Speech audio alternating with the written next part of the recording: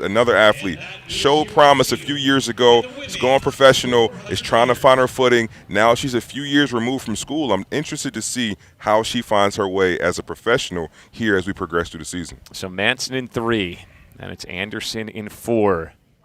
Britton Wilson in 5. It's a scratch for Lena Irby-Jackson, so she will not run in 6. Masvareva in 7. Talitha Diggs in 8. And Joanne Reed in 9.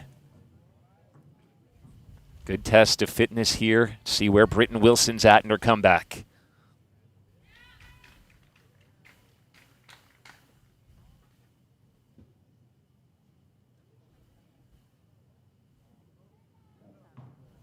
And they'll stand them all up.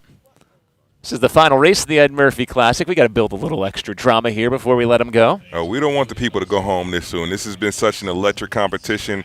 This has been great to see. So many fast times, so many great throws, so many high jumps, and it's been really cool to see. And so we got to slow it down just a little bit for the penultimate race and get some more energy here. Manson, Anderson, Wilson, Masvareva, Diggs, and Reed from the inside out.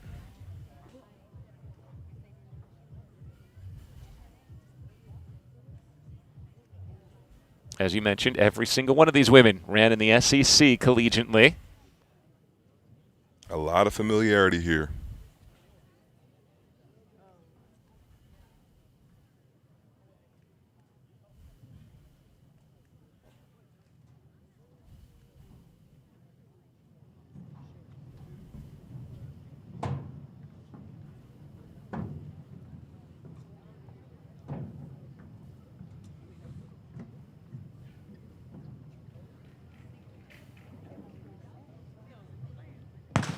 And they're away in the final race of the Ed Murphey Classic.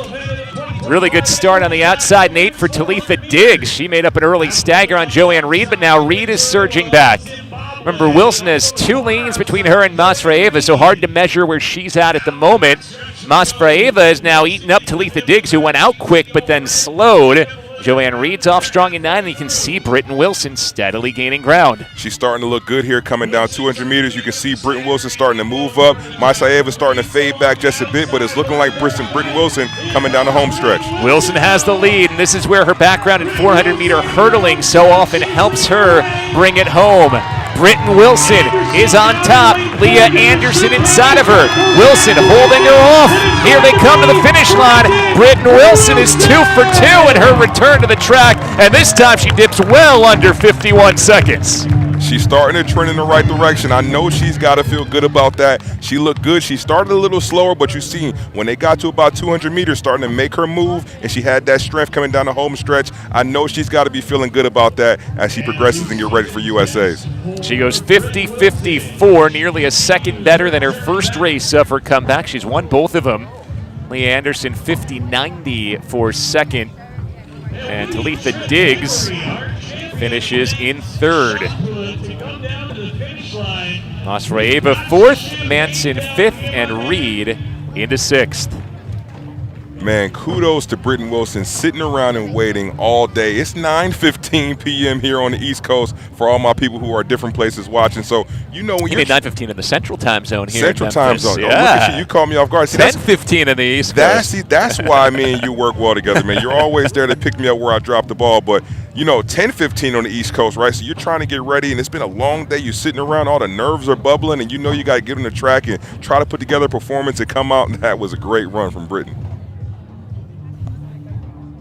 Again, just the steady progress is what you want when you're coming back from an injury. She was out for 14 months before just returning last month. Has a couple weeks here to try and keep spinning it up because going to need to be on her game the way that the American women are running in the 400 meters so far this year. I mentioned Irby-Jackson's dipped under 50 seconds. Not sure whether Sydney McLaughlin-Levrone is going to go 400 flat or 400 hurdles at USA's. That decision hasn't been made yet, but obviously that's a dynamic that we all have our eyes on as well.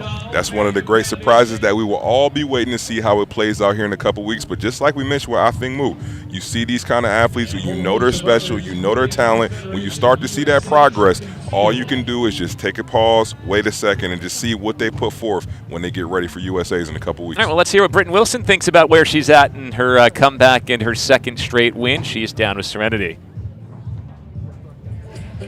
Britton, it's good to see you back and healthy. This was your second 400 of the season and a lot faster 400 of the season. How are you feeling? I feel really good. I literally wrote down 50.5, so that's why I smiled so big when I saw the time, because it was what I wanted to run, and I feel really good about it. I mean, what does that manifestation do for you? Do you do that before every competition?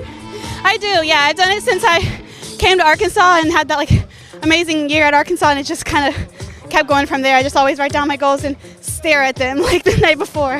I love that. I mean, writing down your goals is one thing, but some people look at it like that's chasing a time. But it works for you. I love that. Yeah. Now, how does this set you up pretty good going into USAs? It sets me up great. I think it's a big confidence booster.